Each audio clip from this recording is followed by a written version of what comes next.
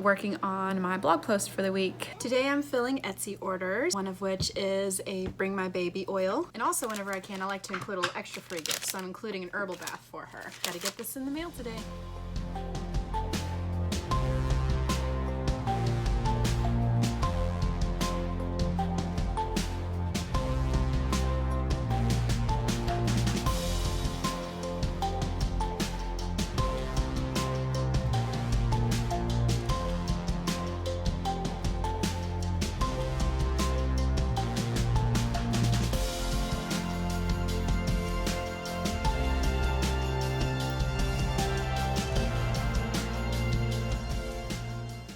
I cannot believe that it is launch day for my website. Sound test, sound test. All right guys, we are live.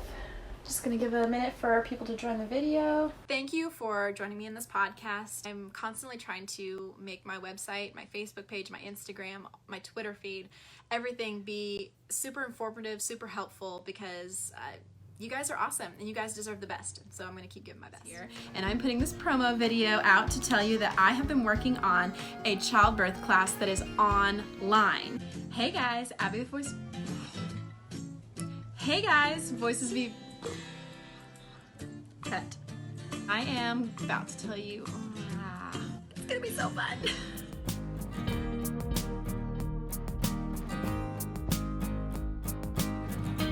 Right now I'm getting to interview with a potential client. She contacted me a couple days ago and we set up this phone conversation time. My daughter's watching Bubble Guppies in the background. Are you Mama's helper? You help Mama shoot the video? I'm going to see Ellie. You're gonna go see Ellie? Okay. Just got through interviewing with a potential client over the phone and I noticed that I have phone face.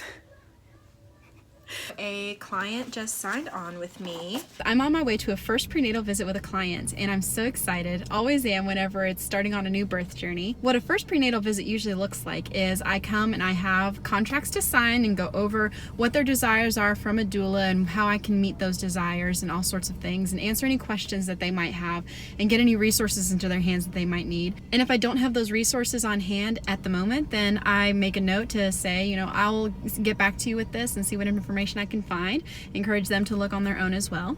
And one thing that I've also started doing is I will bring a sample of what I carry in my bag to their birth. So kind of like a preview. If they want to see more in depth in my bag, then we can do that at the second prenatal visit. My rebozo, which I love. It's great for doing different positions and helping mom relax during labor. My tennis balls in a sock. Use these for counter pressure and massage. Here is a fun reflexology tool that I'm bringing as well. It's something that mom can hold on to between contractions or during contractions to distract her and kind of draw her mind away from the pain. Can also be used for massaging, for like gently rubbing or brushing on her skin. A bottle of massage oil. It's with lavender essential oils to help mom relax while she gets massaged. I'm also bringing birth affirmation cards. And that's it. I'm gonna go meet a new client.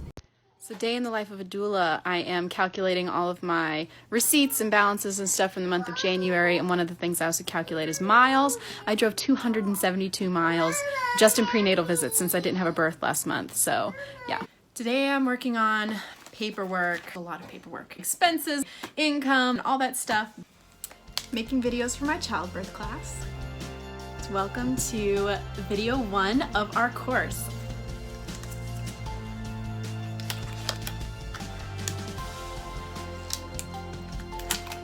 This is just one of my reference books for scientific evidence on birth-related topics. My ministry was born when I was 13 years old. My parents are missionaries in Africa. To this day, they still are. And so I grew up as a missionary kid from the time I was 9 till I was almost 19. And when I was about 13 years old, a family that we were connected with in Kenya were expecting their first baby. One day, the husband was doing some work for my parents, and after the work day was done, he came to my mom and explained that his wife's water had broken. He didn't know what it was, but he described it to my mom, and my mom realized, oh, her water broke. But there was no contractions or anything. And so my mother said, hey, you need to get me to her right now. We need to get her to the hospital. And so they went and took her to the hospital. Come to find out that through 3 days prior to this, her mother had told her that she was gaining too much weight and the baby would be too big to be born. So she stopped eating for 3 days. What happened next was a long series of things that There was a C-section. The doctor had just been drinking at a bar and he was not fully aware, and he nicked her bladder while he was doing the C-section, and all sorts of it's a long, horrible recovery from the loss of this baby for this family. And I remember my mom telling me that when they placed the baby in the coffin, and when they were burying the baby, the extended family of this family wanted the baby to be born facing towards Mecca because that is the Muslim tradition. And the father said, no, this baby is not a Muslim, he is a Christian. And as they were placing the baby in the ground, my mom was just crying. And Arero told her, it's okay, Mama Abby, God is still good. It stirred me on a deep level, and I thought, if she'd just known the truth about how baby growth works, about what water breaking is, if she had just known these things, then her baby's life could have been spared. And it just felt so senseless to me. And so I decided that when I grow up, I want to work with babies somehow. I'm not sure what that is, but I want to work with pregnant, expecting mothers and babies and families and get them the knowledge and information that they need. And I learned about what a doula was, and I thought, what an awesome job that is, to be able to make huge impacts on health just by sharing information. And then once I started, I lit up. My whole world changed. It was like I saw my whole life laid out before me, and it was exactly what I'd always dreamed, and it was exactly what God called me to do. And I've been doing it ever since. I started feeling the calling to serve low-income families as a doula. And that wasn't a hard decision to make. My heart was already there anyway, because with both of my children, I couldn't afford a doula. I did have a doula with my second, but the only reason I could afford her is because she was a student and she was offering her services for free. And sometimes the thing that is needed to save a life is information. I had a woman who was not a client because she lived far away, but she was asking me advice, and I wasn't giving her super specific advice. Most of my advice was teaching her how to get informed consent on her own, since she wouldn't have a doula beside her because she couldn't afford one. And she told me afterwards, after her baby was born, that her doctor had admitted that he had not read her chart thoroughly when he was offering suggestions. And it just blew me away, this is something that could save lives, and some people can't afford it. It could save lives, and some people don't even know what a doula is. Feeling that familiar passion, that fire, it keeps me going on the hard days, y'all. Because there's just no reason that this service shouldn't be available to everybody. Being a witness to what these amazing families go through and being able to share their journeys is unbelievable. I remember the first time that a client paid me the full amount at the birth. And we had just a couple days before a piece on the car broke. It was exactly the amount I needed to pay for that part on the car. God is just the best coworker, and he has these amazing ways of keeping me encouraged and keeping me focused and keeping me financially secure. Now, I'm only one doula. It's weird because I don't want to ever have to be to the point of turning people away, but I want to get to the point where I have to turn people away because I'm helping as many people as I physically can. And I have lots of ideas and dreams on how to help people when I get to that point, when I get to the point where I have to turn people away. I'm going to create a scholarship. I'm going to create probably a nonprofit funding for people to get doula care, to pay towards other doula services. I want to see if I can get other doulas to donate a birth a year or something to help out with low-income families. I have all of these dreams and ideas. There's a copy of our birth plan on my desk. Call the doula. Copy that. I will call the doula, which is a thing, but I definitely know what it is. A doula is someone who supports you emotionally, physically, and coaches you through the process. Oh, I see. So sort of like a vaginal Gandalf. Oh, that's actually a pretty good analogy. I'm gonna go get your birth plan and then summon your wizard.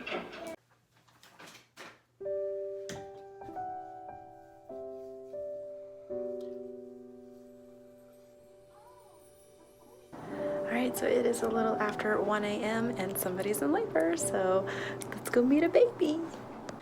I have my energy drink. All my bags are packed. Ready to get to the hospital. Now an hour drive to Dallas.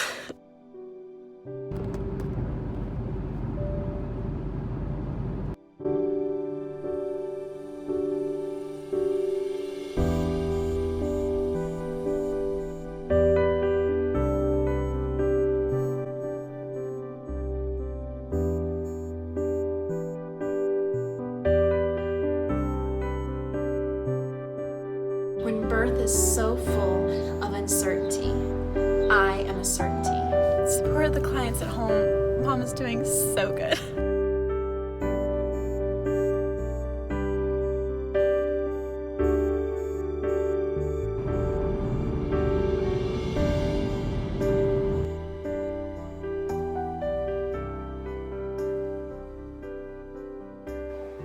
Supported a mama early morning for a little while, try to help her get this prodromal labor into active labor, and it's gonna be a little bit longer, so came home and I'm gonna take a nap and head back later when things are a little bit more active. Client's water broke this afternoon, so she's hoping that contractions and labor will start soon, so I am taking my kids and trying to wear them out a little bit before I get called in.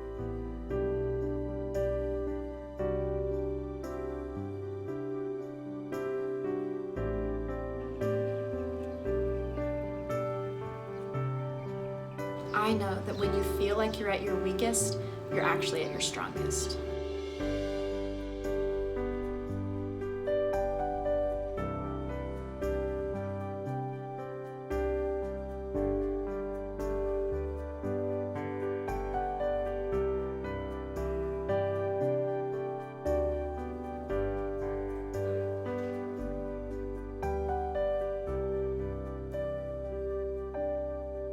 I know you beyond what's written down on a paper.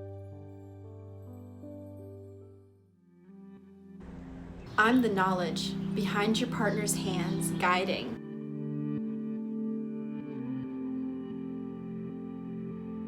When you feel like you can't give any more,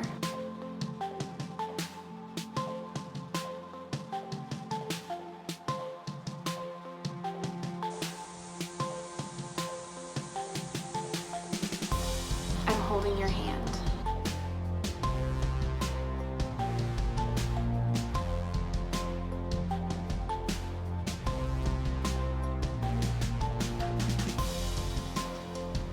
When it's time to push,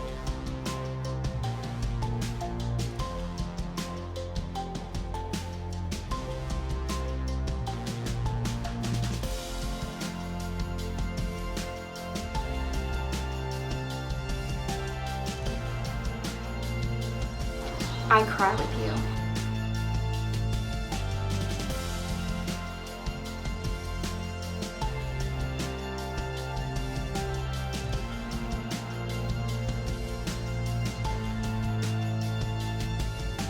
Every loss, every sacrifice that built up to this moment.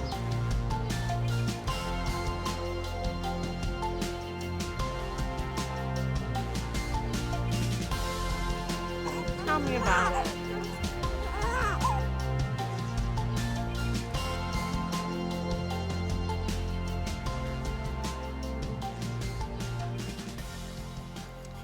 Recovering after a birth. Some births take a greater toll than others. Sometimes I'll have a long birth, but there's lots of energy and excitement in it, and everything's just going so well that I leave from it feeling energized and rejuvenated. And then sometimes you have a short birth that for some reason was emotionally draining, or maybe the birth is like going traumatically or something, and that just drains me unbelievably. So the length of the birth doesn't necessarily equal the amount of recovery time afterwards, but no matter what, there is always some physical recovery, you know, like being up for 8 to 20 hours or however long doing hip squeezes and counter pressure, all that stuff. So physically, you know, sometimes I'll feel sore, sometimes I'll feel tired.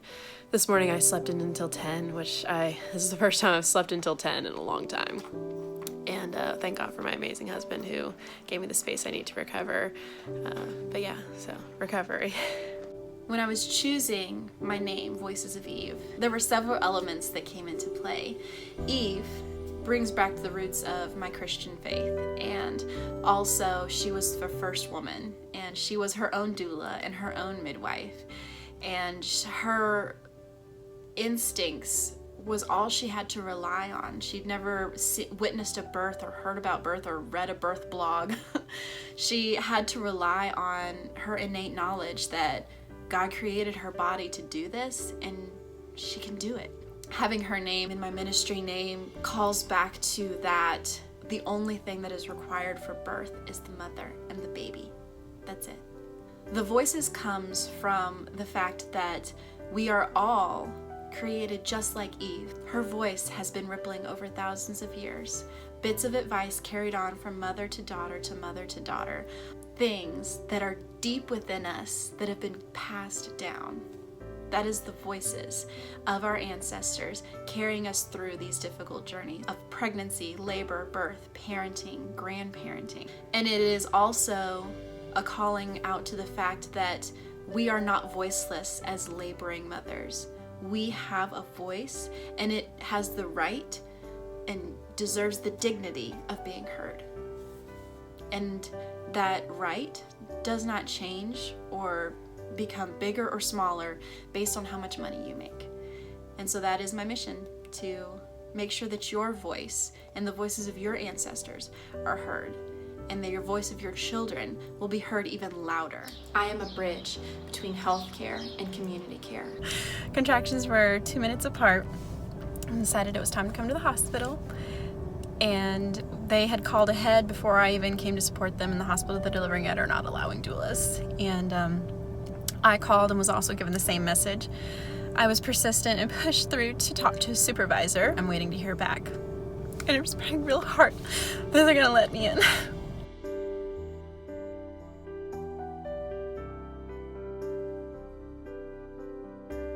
It's really hard to sit by and not be allowed to support your clients to the best of your ability.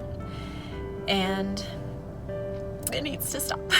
There have been many birth spaces that have not allowed doulas. Many of these places believe they are making this choice for their patients to keep them safe. I understand that many of the people involved in making this decision do not truly understand the support that a doula gives. And it has been my dedication since to help spread awareness about what doulas do and why we are vital to our families and our communities. Because ultimately, we serve in ways that many other places can't.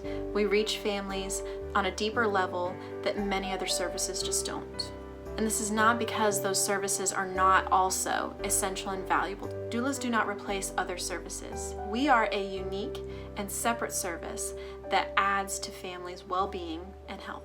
I have a whole binder of COVID-19 resources from the WHO, the CDC, the AWHONN that show that doula care is essential, that doula care improves health for families and lowers their risks for a host of things. It improves their breastfeeding rates, raises APGAR scores, reduces C-section rates. All of these things would be way more dangerous to have to go through during an outbreak, during a pandemic. I'm just praying that hospitals come to realize that they're not listening to reputable sources for making these policies. Even on the hard days when I'm just, struggling with, how do I keep doing this? How do I carry on? He always steps in and he always gives me exactly what I need, and I wouldn't change a single thing. No. All right, guys, so as of today, as of just 2 minutes ago, I've officially sent 50 emails out to 50 different celebrities and influencers. I care so much about this, guys. I'm ready to see a breakthrough, and I'm praising God already for the breakthrough that is coming. Whether it's through this or some other action by some other person, it is coming. We're gonna see doulas back in the doors. We're going to see doulas being exactly where they need to be, supporting the people who need us the most. I want you to be able to stand with me and say, look what we did. Look what we did. We did it.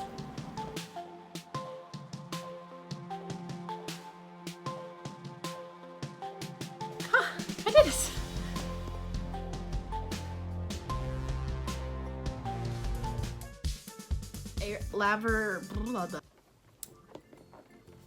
So what is labor exactly? Now, when your baby is inside, and so, you know, you may tense up when you're being checked, when your cervix is being checked, blah, blah. And so the body has to get a lot of that amniotic fluid out. Blah. And that's perfectly fine. Sometimes, so right at the crest of the butt crack.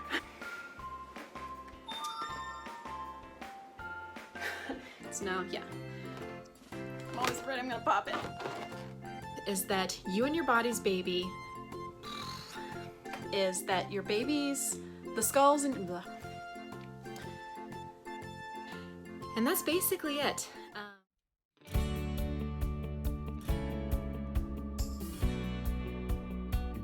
Thank you so much for going on this journey with me. It was so much fun making this video, and I hope that you enjoyed it and that it made some impact in your life. And I also hope that you'll follow me on whatever your favorite social media is. I am trying to crank out as much helpful content as I can to positively impact your health at every stage of life. So see you out there.